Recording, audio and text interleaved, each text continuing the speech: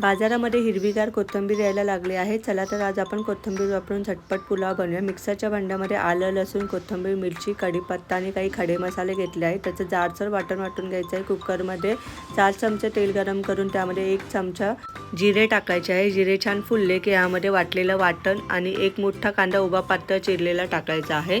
त्यानंतर यामध्ये मटार आणि सोयाबीन टाकून व्यवस्थित परतून 5 मिनिटं आपल्याला झाकण ठेवून वाफ काढून घ्यायची आहे। त्यानंतर यामध्ये टाकलाय मी स्वच्छ धुवून घेतलेला लॉंग ग्रेन राईस किंवा नेहमीच्या वापरातला तांदूळ घेतला तरी चालेल। अर्धा चमचा हळद, चवीपुरतं मीठ आणि 1 चमचा गोडा मसाला टाकायचा आहे।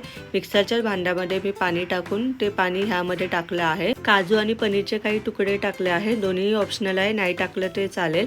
आता कुकरला 3 शिट्ट्या काढून घ्यायच्या आहेत आणि पाहू शकता झटपट आपला मटार पुलाव रेडी आहे। चवीला म्हणाल तर अतिशय उत्तम लागतो, तुम्ही नक्की करून पहा आणि गरमागरम पापड आणि कोशिंबीर बरोबर सर्व करा।